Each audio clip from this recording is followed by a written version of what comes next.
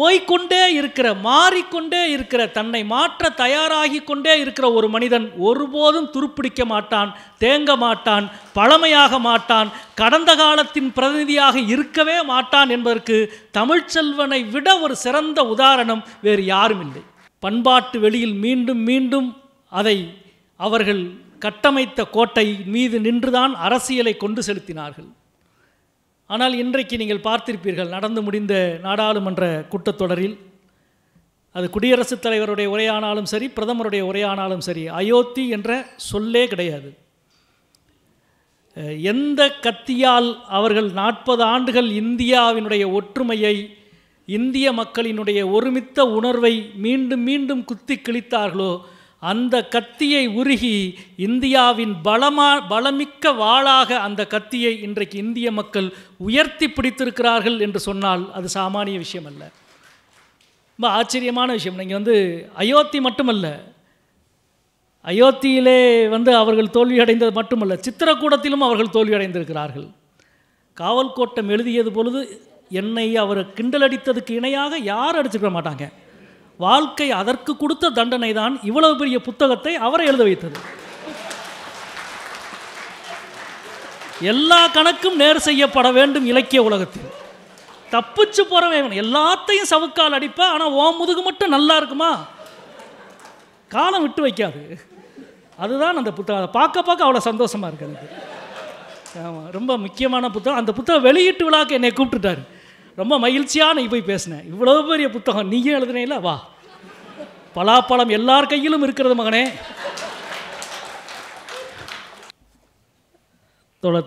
தமிழ்ச்செல்வன் அவருடைய படைப்புகள் குறித்த இந்த கருத்தரங்கில் வாழ்த்துரை வழங்க தோழர்கள் அழைத்திருக்கிறார்கள்.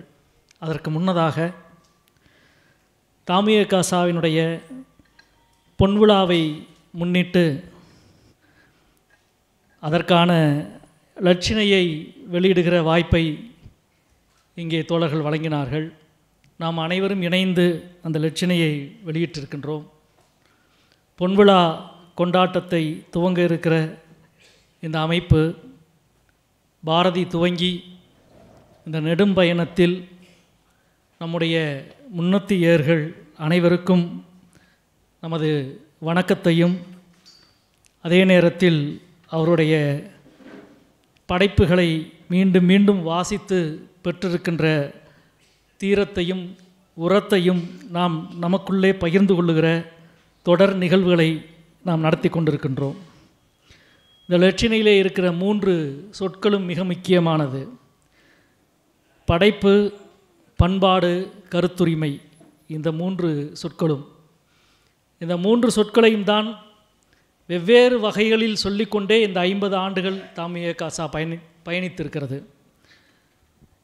இந்த 3 சொற்களும் 3 சொற்களின் வழியாகத்தான் தாமியகாசாவினுடைய இந்த 50 ஆண்டு கால பயணமும் இருந்திருக்கிறது. தொடர்ச்சியாக பண்பாட்டு வெளியில் எவ்வளவு கூர்மையாக நாம் பேசி கொண்டிருக்கிறோமோ, இன்றைக்கு நம்ம எல்லோருக்குமே தெரிந்த விஷயம்தான், இந்துத்துவவாதிகளினுடைய ஒரு பெரும் செயல்பாட்டு களமாக பண்பாட்டு வெளி இருக்கிறது. அதே நேரத்தில் அவர்களுக்கு எதிரான வலிமையாக வினையாற்றுகிற செயல்பாட்டு களமாகவும் பண்பாட்டு வெளி இந்திய முற்போக்காளர்களால் காப்பாற்றப்பட்டு கொண்டிருக்கிறது என்பதுதான் மகத்தான நம்பிக்கையும் வரலாறு மகிழ்ச்சியும் அளிக்கிற விஷயம். இந்திய அரசியல் சூழலை கடந்த ஒரு 25 ஆண்டுகளாக எந்த ஒரு சொல்லை வைத்து அவர்கள் ஆட்டி படைத்தார்களோ அந்த சொல்லை இந்த நாடாளுமன்றத்தில் உச்சரிக்கவே முடியாத இடத்திற்கு அவர்கள் மாற்றப்பட்டிருக்கிறார்கள். அந்த சொல்லின் பெயர் அயோத்தி. கடந்த 25 ஆண்டுகளாக, கடந்த 40 ஆண்டுகளாக அயோத்தி என்ற ஒரு சொல்லின் மீது நின்று அதனுடைய வரலாற்றை பண்பாட்டு வெளியில் மீண்டும் மீண்டும் அதை அவர்கள் கட்டமைத்த கோட்டை மீது நின்றுதான் அரசியலை கொண்டு செலுத்தினார்கள். ஆனால் இன்றைக்கு நீங்கள் பார்த்திருப்பீர்கள், நடந்து முடிந்த நாடாளுமன்ற கூட்டத்தொடரில் அது குடியரசுத் தலைவருடைய உரையானாலும் சரி, பிரதமருடைய உரையானாலும் சரி, அயோத்தி என்ற சொல்லே கிடையாது. எந்த கத்தியால் அவர்கள் 40 ஆண்டுகள் இந்தியாவினுடைய ஒற்றுமையை, இந்திய மக்களினுடைய ஒருமித்த உணர்வை மீண்டும் மீண்டும் குத்தி கிழித்தார்களோ, அந்த கத்தியை உருகி இந்தியாவின் பலமிக்க வாளாக அந்த கத்தியை இன்றைக்கு இந்திய மக்கள் உயர்த்தி பிடித்திருக்கிறார்கள் என்று சொன்னால் அது சாமானிய விஷயம் அல்ல. ரொம்ப ஆச்சரியமான விஷயம். நீங்கள் அயோத்தி மட்டுமல்ல, அயோத்தியிலே அவர்கள் தோல்வியடைந்தது மட்டுமல்ல, சித்திரக்கூடத்திலும் அவர்கள் தோல்வியடைந்திருக்கிறார்கள். ராமகதையை படித்தவர்களுக்கு தெரியும். அயோத்தி ராமன் பிறந்த இடம் என்றால் சித்திரக்கூடம்தான் ராமன் வனவாசம் செய்த இடம். இந்தியாவில் மிக அதிக ராமர் ஆலயங்கள் இருக்கிற தொகுதி சித்திரக்கூடம். சித்திரக்கூடத்திலும் அயோத்தியிலும் இந்திய மக்கள் ஒரே தீர்ப்பை எழுதியிருக்கிறார்கள் என்பது மிக மிக முக்கியமானது. பண்பாட்டு வெளியில் இயங்கிக் கொண்டிருக்கிற நம் எல்லோருக்கும் இந்த முடிவும் இந்த செய்தியும் மிகுந்த நம்பிக்கை அளிக்கிற விஷயமாக இருக்கிறது என்பதை நாம் இங்கே நினைவு கூற கடமைப்பட்டிருக்கிறோம். அதே போல பண்பாட்டின் மீது நின்று இவர்கள் எதுவெல்லாம் செய்து கொண்டிருக்கிறார்கள் என்பதையும், எதுவெல்லாம் செய்கிற நிலையிலே இன்றைக்கு மீண்டும் மீண்டும் நடந்து கொண்டிருக்கிறது என்பதையும் நாம் பார்க்கின்றோம். குறிப்பாக சொல்வதாக இருந்தால், இங்கே காலையில் கூட இங்கே இந்த கூட்டத்தை ஒட்டி நடந்த ஊடகவியலாளர் சந்திப்பிலே நிருபர்கள் நாடாளுமன்றத்தில் செங்கோல் பற்றி பேசியதை, மக்களாட்சி பற்றி பேசியதை, மன்னராட்சி பற்றி பேசியதை மீண்டும் கேள்விகளாக கேட்டுக்கொண்டிருந்தார்கள். நான் பேசிய கருத்துக்களுக்கு எதிராக தமிழ்நாட்டில் இருக்கிற பாஜகவின் ஏஜென்ட்டுகள் நிறைய பேர் எனக்கு எதிர்வினை ஆற்றி கொண்டே இருக்கிறார்கள். ராஜ்பவனில் இருக்கிற ஏஜெண்ட் மட்டும் இன்னும் பேசலை, ஏன்னு தெரியல. அவரும் பேசினார்னா அது பூரணமாகிவிடும். அதே போல் சில ஆதிநகர்த்தாக்களும் பேசியிருக்கிறாங்க. ரொம்ப சிலர் தான், 3-4 பேர் தான். நாம் மதிக்கிற நிறைய ஆதிநகர்த்தாக்கள் இருக்கிறார்கள். ஒரு சில ஆதிநகர்த்தாக்கள் பேசியிருக்கிறார்கள். என்னுடைய பணிவான வேண்டுகோள், இது மக்களாட்சி. கோடிக்கணக்கான மக்கள் வாக்களித்து தேர்வு செய்து எங்களை மக்களவைக்கு அனுப்பியிருக்கிறார்கள். அந்த மக்களவையில் என்ன குறியீடு இருக்க வேண்டும், அந்த மக்களவை எப்படி நடக்க வேண்டும் என்பதை பற்றியெல்லாம் மக்கள் பிரதிநிதிகளாகிய நாங்கள் பேசிக்கொள்வோம். இதில் மடத்தின் தலைவர்கள் பேசுவதற்கு அநேகமாக ஒன்றுமில்லை. நீங்கள் சமய நெறிகளை பற்றி பேசுங்கள், நல்லொழுக்கங்களை பற்றி பேசுங்கள்.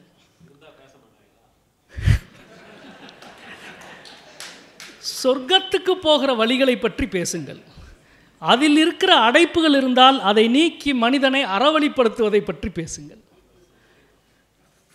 அதில் ஒருவர் சொல்லியிருக்கிறார், ஒரு ஆதிநகர்த்தா ஒருவர் சொல்லியிருக்கிறார், வெங்கடேசன் திருக்குறளை முறையாக படிக்க வேண்டும் என்று சொல்லியிருக்கிறார்.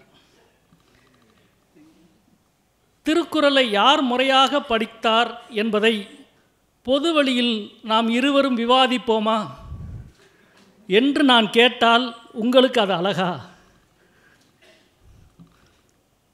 நண்பர்களே, தீக்குறளை ஓதோம் என்று சொன்னவர்களுக்கு எதிராக திருக்குறளை தமிழ் மக்களின் பண்பாட்டு அடையாளமாக மாற்றிய முற்போக்கு பாரம்பரியத்தின் வாரிசுகள் நாங்கள். அதனால்தான் நெஞ்சம் நிமிர்த்தி நாங்கள் பேசிக்கொண்டிருக்கிறோம். இங்கே மிக அழகாக நண்பர்கள் அனைவரும் குறிப்பிட்டதைப் போல தர்மபுரம் ஆதீனம் 1950களில் திருக்குறளினுடைய உரையெல்லாம் தொகுத்து, பரிமேலழகர் உரை, மணக்குடவர் உரை, பரிதியார் உரை, காளிங்கர் உரை எல்லாவற்றையும் தொகுத்து பெரும் உரை தொகுப்பை வெளியிட்டார்கள். அதை 30 ஆண்டுகளுக்கு பிறகு மதுரை காமராசர் பல்கலைக்கழகத்தில்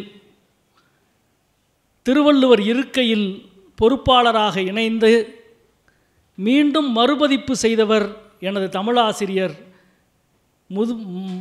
மகத்தான தமிழ் சான்றோர் ஐயா இளங்குமன்னார் அவர்கள் அதை செய்தார். இளங்குமரனாரினுடைய மாணவனாகவும் தமிழ்ச்செல்வனின் தம்பியாகவும் இருக்கிற ஒருவரை திருக்குறள் பற்றி பேச,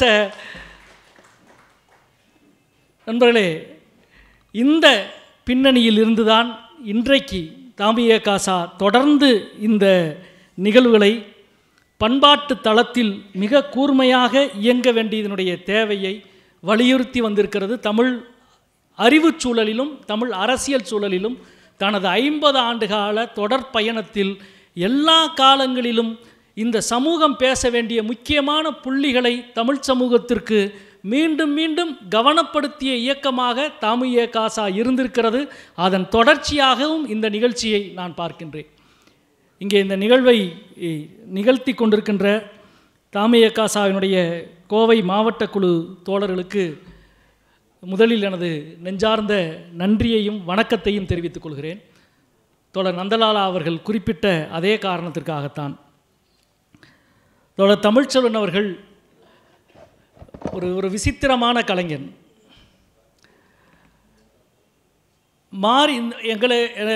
எனக்கு 40 ஆண்டுகளாக தெரியும், 44 ஆண்டுகளாக தெரியும். தொடர்ந்து பார்த்து கொண்டே இருக்கிற எல்லோருக்கும் தோழர் தமிழ்ச்செல்வன் அவர்கள் எந்த கட்டத்திலும் தேங்கிவிடாத ஒரு நதியைப் போல ஓடிக்கொண்டே இருக்கிற ஒரு கலைஞன் என்றால் தோழர் தமிழ்ச்செல்வன் அவர்களை சொல்லலாம். அன்றைக்கு முதலில் பார்த்த பொழுது இசங்களை பற்றி அவ்வளவு பேசியும் எழுதியும் காரசாரமாகவும் விவாதித்து கொண்டிருந்தார். நாங்கள் கல்லூரியை முடித்து வெளியில் வந்த நேரத்தில் அன்றைக்கு ஆரம்பித்து இன்றைக்கு கடைசியாக ஆர் பாலகிருஷ்ணனுடைய ஒரு பண்பாட்டு பயணம் என்ற புத்தகத்தை படித்து முடித்துவிட்டு அவருடன் பேசுவதற்குள் அந்த புத்தகத்தை பற்றி ஒரு ஸ்லைடு ஷோ தயார் பண்ணி நான் நடத்திக்கிருக்கிறேன் அப்படின்னு போய்கிட்டு இருக்கிறாரு. போய்கொண்டே இருக்கிற, மாறிக்கொண்டே இருக்கிற, தன்னை மாற்ற தயாராகி கொண்டே இருக்கிற ஒரு மனிதன் ஒருபோதும் துருப்பிடிக்க மாட்டான், தேங்க மாட்டான், பழமையாக மாட்டான், கடந்த காலத்தின் பிரதிநிதியாக இருக்கவே மாட்டான் என்பதற்கு தமிழ்ச்செல்வனை விட ஒரு சிறந்த உதாரணம் வேறு யாரும் இல்லை. 40 வருஷமாக முன்னாடியே ஒரு ஆள் ஓடிக்கிட்டே இருக்கிறான். ஆச்சரியமாக இருக்குது. எவ்வளோ ஓடினாலும் அவர் அதற்கு முன்னால் போய்கொண்டிருக்கிறதை பார்க்கிற பொழுது இங்கே தோழர் ஆதவன் தனக்குள் ஏற்படுத்திய மாற்றத்தில் தமிழ்ச்செல்வனால் தனக்கு ஏற்பட்ட மாற்றம், தன்னுள் ஏற்பட்ட மாற்றத்தை பற்றி சொன்னார். அநேகமாக இந்த அரங்கத்தில் இருக்கிற எல்லோருக்கும் அப்படி சொல்வதற்கான விஷயங்கள் இருக்கும். எனக்கும் அப்படி இருக்கிற, நானும் அதிலிருந்தே துவக்கலாம் என்று நினைக்கின்றேன். 90களில் தாமியகாசாவுக்கு நாங்கள் வந்த பொழுது திருப்பரங்குன்றத்தில் வேறொரு இலக்கிய அமைப்பை வைத்து நடத்தி கொண்டிருந்தோம். மிகப்பெரிய கூட்டங்களை நடத்துவது, பெரிய நிகழ்ச்சிகளை நடத்துவது, கவிதை புத்தகங்கள் வெளியிடுவது என்று இருந்தோம். அப்பொழுது எங்களிலிருந்து ஒரு சிறு பிரிவு பிரிந்து தாமியகாசாவை துவக்கியிருந்தார்கள். அவர்கள் நீங்கள் எங்கள் மாநாட்டுக்கு வாங்க அப்படின்னு எங்களை திருநெல்வேலியில் நடந்த தாமியகாசாவினுடைய மாநில மாநாடு, தோழர் தமிழ்ச்செல்வன் அவர்கள் தலைமையில் நடந்த அந்த மாநாட்டிற்கு அழைத்தார்கள். ஸோ இவங்க இலக்கியத்தை பற்றி பேசுகிறாங்களா, வெறும் கம்யூனிஸ்ட் கட்சிக்காரங்களா சேர்ந்துருக்கிறாங்களே அப்படின்ட்டு சரி என்ன நடத்துகிறாங்க அப்படின்னு பார்க்கலான்ட்டு தான் நாங்கள்லாம் திருநெல்வேலிக்கு போனோம். எங்களை வர சொன்னதுக்கு பின்னால் ஒரு திட்டம் இருந்திருக்குன்னு அப்புறம் தான் எங்களுக்கு தெரிஞ்சிச்சு. அறிவு, அழகு, ஆழம் இந்த சொற்களுக்கு அதற்கு முன்னால் நாங்கள் வைத்திருந்த எல்லா வரைமுறையும் கிழித்து எறிந்துவிட்டு மிகப்பெரிய ஆழத்தை, அறிவின் பரப்பை, அழகின் விஸ்தீரணத்தை கண்ணுக்கு முன்னால் விரித்த காலமாக தாமியகாசா நெல்லை மாநாட்டு காலத்தை தோழர் தமிழ்ச்செல்வன் அவர்கள் நடத்தி காட்டினார்கள் என்று சொன்னால் அது மிகையல்ல. கே முத்தையா துவங்கி தோமுசி வரை மாநாட்டிலே நடந்த விவாதங்கள், கலை நிகழ்ச்சிகள், பிரளயனுடைய நாடகம், கோமலுடைய நாடகம், ஒட்டுமொத்தமாக ஒரு நகரமே ஒரு கலை இலக்கிய பண்பாட்டு நிகழ்வில் எப்படி திளைத்து இருக்கிறது என்பதை பார்த்த அந்த நேரம், அது உருவாக்கிய தாக்கம்தான் அப்போ மாநாட்டில் பங்கெடுத்த எல்லோருக்கும், எங்களைப் போல முதலில் உள்ளே வந்த எல்லோருக்கும் எல்லா திசையிலும் எல்லா வழிகளிலும் அவ்வளோ பெரிய தாக்கத்தை, வீச்சை உருவாக்கியிருந்தது. இங்கே வார்த்தைகளை பற்றியும் தோழர் ஆதவன் அவர்கள் சொன்னார்கள். எனக்கும் அதே போன்ற அனுபவங்கள் தான். திருப்பரங்குன்றத்தில் இயக்க வேலையை பார்த்து கொண்டு ஏதோ ஒரு கூட்டத்துக்கு அவரை கூப்பிட்டுருந்தாங்க. வழக்கம் போல் கூட்டத்துக்கு வந்துட்டு இரவு 1 மணி 2 மணிக்கு அந்த பைபாஸ் ரோட்டில் அவரை வழி ஏற்றுறதுக்காக வழி அனுப்புறதுக்காக பேருந்து நிறுத்தத்தில் நின்றுக்கிருந்தோம். என்னடா பண்ணிக்கிருக்க அப்படின்னு கேட்டுக்கிருக்க பொழுது நிறைய குழப்பமாக இருக்குது. இந்த பக்கம் இயக்க வேலை செய்கிறதா, எழுதுறதா, ஆய்வு வேலை பண்ணுறதா, இங்கிட்டு போனால் இதை விட்டுறோம், இங்கிட்டு போனால் இதை விட்டுறோம், என்ன செய்கிறதுன்ற ஒரே குழப்பமாக இருக்குது அப்படின்னு சொன்னேன். அப்போ அவர் ரொம்ப எளிமையாக ஒரு வார்த்தையை சொன்னார். 4 குதிரையை ஒரு சாரட்டில் பூட்டி ஓட்ட தெரியாத ஒருத்தன் கலைஞனே கிடையாது அப்படின்னு சொல்லிட்டு பஸ் ஏறி போயிட்டார். இன்னைக்கு வரைக்கும் அந்த வார்த்தையைப் போல வழிகாட்டுகிற இன்னொரு சொல் என்னிடம் இல்லை என்று தான் நான் நினைக்கின்றேன்.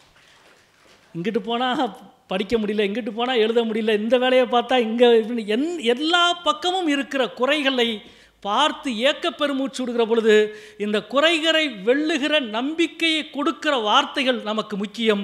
எனக்கு அந்த வார்த்தையை தந்தது தோழர் தமிழ்ச்செல்வன் என்பதை இந்த அவையிலே நான் பதிவு செய்ய வேண்டும் என்று நினைக்கின்றேன். அதே போல் மிக அழகாக காலையிலே நம்முடைய சு வேணுகோபால் அவர்கள் பேசினார்கள். நான் முழு உரையும் கேட்டேன். ஒரு இதில் கேட்டுக்கிட்டு இருந்தேன், ட்விட்டரில் நேரடி இதில். இங்கே இருக்க முடியல வெளியில் நிகழ்ச்சினால்.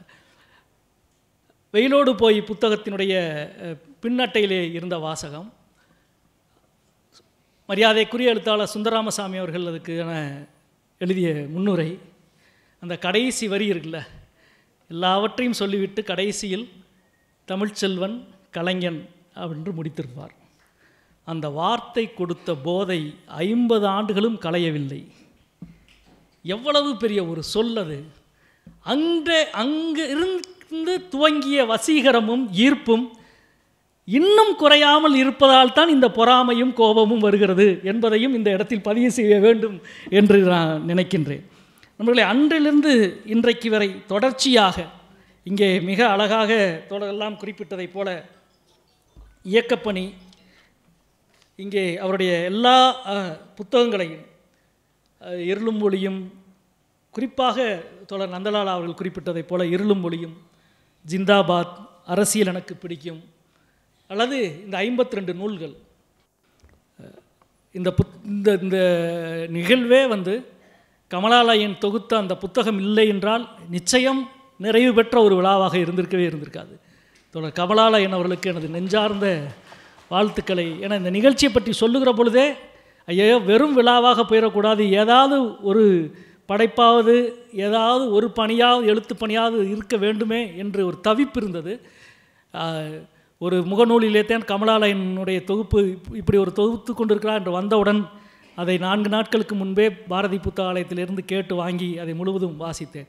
ஏறக்குறைய அதில் நாம் எல்லோருமே நிறைய புத்தகங்களை, பெரும்பாலான புத்தகங்கள், இந்த பெரிய புத்தகத்தை தவிர, அது தமிழ்ச்செல்வனின் இன்னொரு தமிழ்ச்செல்வன் எழுதினது. ஏன்னா அது அவர் எழுதுறது அது கிடையாது, அப்படிப்பட்ட பழக்கம் அவருக்கு கிடையாது. சிறு சிறு சிறு நூட்கள் தான் அவர் எழுதுவார். பெரிய நூட்கள் எழுதினோன்னா அவ்வளவு கிண்டல் அடிப்பார். காவல் கோட்டம் எழுதியது பொழுது என்னை அவர் கிண்டல் அடித்ததுக்கு இணையாக யாரும் அடிச்சுக்க மாட்டாங்க. வாழ்க்கை அதற்கு கொடுத்த தண்டனை தான் இவ்வளவு பெரிய புத்தகத்தை அவரை எழுத வைத்தது. எல்லா கணக்கும் நேர் செய்யப்பட வேண்டும் இலக்கிய உலகத்தில். தப்பிச்சு போகிறவன் எல்லாத்தையும் சவுக்கால் அடிப்பேன், ஆனால் ஓ முதுகு மட்டும் நல்லா இருக்குமா? காலம் விட்டு வைக்காது. அதுதான் அந்த புத்தகம். அதை பார்க்க அவ்வளோ சந்தோஷமாக இருக்குது எனக்கு. ஆமாம், ரொம்ப முக்கியமான புத்தகம். அந்த புத்தகம் வெளியீட்டு விழாக்கு என்னை கூப்பிட்டுட்டார். ரொம்ப மகிழ்ச்சியாக நீ போய் பேசினேன். இவ்வளோ பெரிய புத்தகம் நீயே எழுதுனேல, வா, பலாப்பழம் எல்லார் கையிலும் இருக்கிறது மகனே. ஒரு விசித்திரமான கலவை தோழர் தமிழ்ச்செல்வன் அவர்கள். ஒரு இராணுவ வாழ்க்கை, அறிவொளி வாழ்க்கை, அறிவியல் வாழ்க்கை, தொழிற்சங்க வாழ்க்கை, இவ்வளவும் இருக்கிற ஒரு ஆள் தாமியசாவின் பொதுச் செயலாளராக மாறினால் அந்த அமைப்பு என்ன ஆகியிருக்கும்? அவர் சொன்னார்ல, தோழர் மணி அவர்கள் காலையில் ஆரம்பித்தது போல், எவ்வளோ பெரிய வாழ்வியல் பரப்பு, இவ்வளவு பெரிய அனுபவ பரப்பு கிடைப்பது தான் வாழ்வினுடைய மிகப்பெரிய வாய்ப்பு. எல்லாருக்கும் கிடச்சிடாது. தோழர் நந்தலாலா அவர்கள் குறிப்பிட்டதைப் போல இவ்வளவு பெரிய அனுபவ பரப்பு இருந்தாலும் அதை எந்த முத்தை கோர்த்து மாலையாக்க வேண்டும் என்று தெரிந்தால்தான் அவன் கலைஞனாகிறான். தமிழ்ச்செல்வன் இமயமலையில் இராணுவ பணியாற்றியதில் துவங்கி கரிசல் காட்டினுடைய கடலை முத்துக்களை வரை எடுத்து தொகுத்துக்க தெரிந்த தமிழின் அபூர்வமான கலைஞனாக அவர் இருக்கிறார் என்பதுதான் அவருடைய எல்லா பணிகளினுடைய தொகுப்பு என்று நான் நினைக்கின்றேன். இங்கே இந்த சிறுகதை நூலினுடைய இதில் தான் முன்னுரையில் ஒரு வார்த்தை சொல்லியிருப்பார். 7 வகைமை இருக்குது. மணிக்கொடி காலத்திலே துவங்கி 1930களிலிருந்து ஒவ்வொரு வகையாக பிரித்து சொல்லி 7 வகையை சொல்லிவிட்டு கடைசியாக அந்த 7 வகையிலும் கொஞ்சம் கொஞ்சமாக சேர்ந்த ஆள் தான் நான் அப்படின்னாரு. அதுதான் உண்மையான தமிழ்ச்செல்வன். அது தமிழ்ச்செல்வனை அறிந்தவர்களுக்கு, அவருடைய படைப்பை அறிந்தவர்களுக்கு எல்லோருக்கும் தெரியும் என்று நினைக்கின்றேன். அதுதான் எங்களுக்கெல்லாம் மிகப்பெரிய மகிழ்ச்சி. அப்படி ஒரு தோழன், அப்படி ஒரு தலைவன், அப்படி ஒரு பொதுச் செயலாளர் அன்றைக்கு, அப்படி ஒரு அண்ணன் கிடைக்க நேர்வது அபூர்வம். இந்த 7இல் ஏதாவது ஒரு வகைமை இருக்கலாம். அதனாலேயே நிறைய குழப்பங்களை உருவாக்குறவராக அவர் இருந்தார். அதனாலேயே நிறைய குழப்பங்களை தீர்க்கிறவராகவும் இருந்தார். அவ்வளவு குழப்பினால்தான் அந்த வண்ணம், அந்த ஓவியம் அவ்வளவு அழகாக இருந்தது என்பதை கொஞ்சம் விலகி நிற்கிற பொழுது புரியும். என்னத்தை போட்டு இவ்வளோ குழப்புறாரு அப்படின்னு ரொம்ப கிட்டக்கில் இருந்தால் தெரியாது. விலகத்தான் அது இன்னும் எவ்வளவு அர்த்தம் பொதிந்ததாக இருக்கும் என்பது தெரியும். நிச்சயமாக இங்கே தோழர்கள் எல்லாம் குறிப்பிட்டதைப் போல, அதே போல் அவர் பொதுச் செயலாளராக இருந்த காலத்தில் சங்க இலக்கிய முகாம்களை, சங்க இலக்கிய பயிலரங்குகளை நிகழ்த்தியதிலே இருந்து, நாட்டார் முகாம்களிலே இருந்திருந்து அவருடைய புத்தகங்களிலே வர்றதைப் போல திருநெல்வேலியிலே மீண்டும் போஸ்ட் ஆஃபீஸிலிருந்து திருநெல்வேலிக்கு வந்த பிறகு அந்த கலவை நாட்டார் வழக்காற்றியல் மையம், மனோன்மணியம் பல்கலைக்கழகத்தினுடைய தமிழ்துறை, வரலாற்றுத்துறை, அறிவியல் இயக்கம், தாமிய காசா, தொழிற்சங்கம், மூட்டா என்று இந்த மொத்த கலவையும் சேர்ந்து ஒரு மனிதனை என்னவெல்லாம் ஆக்கும், அது படைப்பில் பிரதிபலிக்கிற பொழுது என்ன ஆகும் என்பதை ஒரு குறிப்பாக ஒரு பண்பாட்டு அரங்கத்தில் பணியாற்றுகிற ஒரு தலைமைக்கு எவ்வளோ பெரிய தேவையாக அது இருந்தது என்பதை நாம் பார்க்கிறோம். அதே போல் அவருடைய வார்த்தையிலே சொல்வதாக இருந்தால், எதையும் பரவலாக மக்களிடம் எழுத்துக்கள் மூலம் கொண்டு செல்கிற பணிதான் என்னுடையது என்பதை ஏற்று இந்த 50 ஆண்டுகளும் 40 ஆண்டுகளும் அவர் செயல்பட்டிருக்கிறார். அவரே சொல்கிற வார்த்தை அதுதான், எதையும் பரவலாக மக்களிடம் கொண்டு செல்கிற பணிதான் என்னுடையது என்று. இந்த மேடையில் என்னுடைய ஒரு வேண்டுகோளாக கூட நான் இதை சொல்ல வேண்டும் என்று நினைக்கின்றேன். தோழர் தமிழ்ச்செல்வன் அவர்கள் இன்னொரு இடத்திலே சொல்லுகிறார், வாழ்க்கைக்கு முன்னால் எழுத்து ஒரு பாவம் போல நிற்கிறது என்று சொல்லுகிறார். மிக முக்கியமானது, வாழ்க்கைக்கு முன்னால் எழுத்து ஒரு பாவம் போல நிற்கிறது. எனவே பல நேரங்களில் வாழ்வினுடைய தீவிரத்துக்கு முகம் கொடுக்கிற பொழுது, வாழ்வின் வெக்கைக்கு முகம் கொடுக்கிற பொழுது, எழுதுவதெல்லாம் ஒரு ஆடம்பரமான செயல் என்று தூக்கி போட்டுவிட்டு போகிற மனநிலையில்தான் பெரும்பான்மையான இயக்கம் சார்ந்த தோழர்கள் இருக்கிறார்கள். அந்த மனநிலையை மிகச் சரியாக வார்த்திருக்கிறவராக தமிழ்ச்செல்வனை நான் நினைக்கின்றேன். வாழ்க்கைக்கு முன்னால் எழுத்து ஒரு பாவம் போல நிற்கிறது. இன்னொரு பக்கம் திரும்பி பார்த்தால் வரலாற்றுக்கு முன்னால் எழுத்து ஒரு போர் வீரனைப் போல கம்பீரமாக நிற்கிறது. இது ரெண்டும் உண்மை. வரலாற்றுக்கு முன்னால் எழுத்து போர் வீரனைப் போல கம்பீரமாக நிற்பதற்கு காரணம், எழுதப்படுவது மட்டுமே நிலைக்கும். அதுதான் உலகத்தின் நியதி. எனவே தான் எழுத்து இவ்வளவு முக்கியமானதாக மாறுகிறது. அதே தமிழ்ச்செல்வனின் வார்த்தைகளிலே சொல்வதாக இருந்தால், பாரதிக்கு ஒரு வாரா கிடைத்ததைப் போல, புதுமை பித்தனுக்கு ஒரு தோமூசி கிடைத்ததைப் போல, அழகர் சாமிக்கு ஒரு கரிச்சான் குஞ்சு கிடைத்ததைப் போல, கூப்பாராவுக்கு ஒரு கரிச்சான் குஞ்சு கிடைத்ததைப் போல, இடதுசாரி இயக்கத்திற்கு கிடைத்த மகத்தான மனிதர் தோழர் தமிழ்ச்செல்வன் என்பதை நான் இந்த நேரத்தில் பதிவு செய்ய கடமைப்பட்டிருக்கிறேன். நாம் பேச நினச்ச ஒரு பகுதியை தோழர் நந்தலாலா மிக அழகாக சொன்னார். கல்யாண சுந்தரத்தினுடைய வாழ்க்கையை, நம்முடைய முன்னோர்களை, அது பாரதியில் துவங்கி கேஎம் முத்தையாவிலிருந்து, மேலாண்மையிலிருந்து, கந்தர்வனிலிருந்து, கூசிப்பாவிலிருந்து, நம்முடைய கரிசல் கிருஷ்ணசாமியிலிருந்து அல்லது ஓமுத்து மாரியிலிருந்து எல்லோருடைய வாழ்க்கையும் எவ்வளவு பெரிய பரப்பை கொண்டது, எவ்வளவு வலிமையான பங்களிப்பை கொண்டது, இதையெல்லாம் யார் எழுதுவா என்ற ஒரு பெரிய கேள்வி இருந்து கொண்டிருக்கிறது.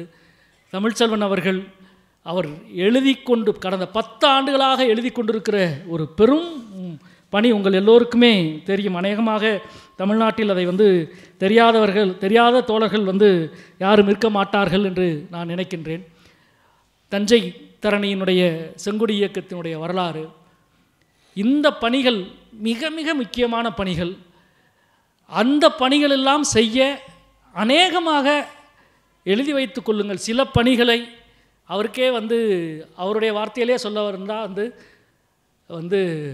மாலை போடலாம், சூடங்காட்டலாம், வாழைப்பழம் வைக்கலாம், தேங்காய் உடைக்கலாம், என்னமும் செய்யலாம். ஆனால் சாமி ஆட வேண்டியது அவன் தாண்டா ஆடணும், நாம் என்னடா செய்ய முடியும் என்று அவர் சொல்லுவார்.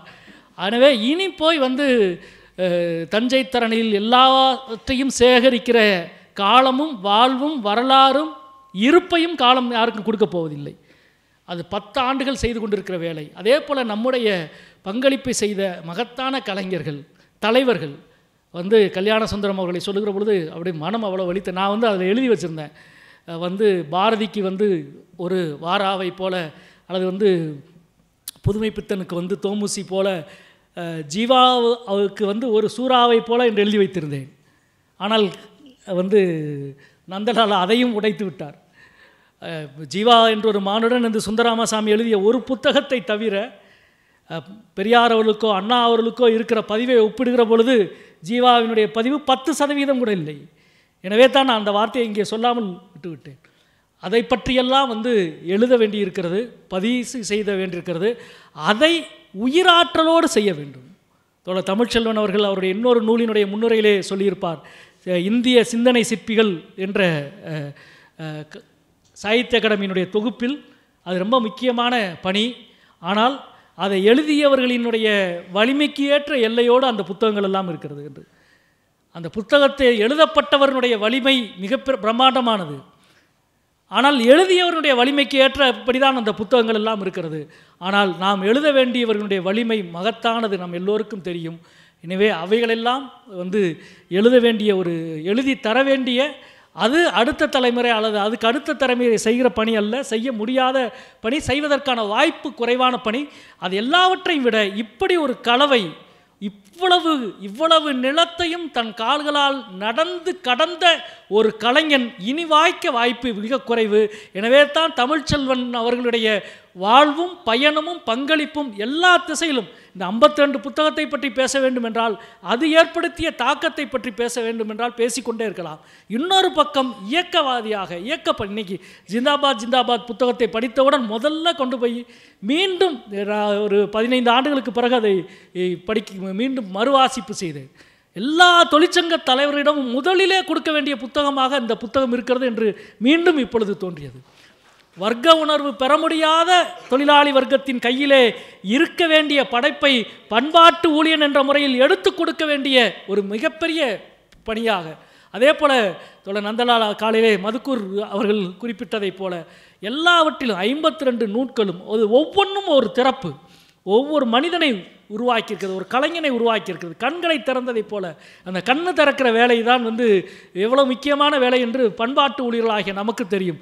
அப்படி கண்களை திறந்து விட்டோமா என்று நின்று கூட பார்க்காமல் நடந்து கொண்டே இருக்கிற அவர் எப்படி வீரையனுடைய கால்களை பார்த்தாரோ அப்படித்தான் தோழர் தமிழ்ச்செல்வனுடைய கால்களை நான் பார்க்கிறேன் என்பதை இந்த நேரத்தில் பதிவு செய்ய கடமைப்பட்டிருக்கிறேன்.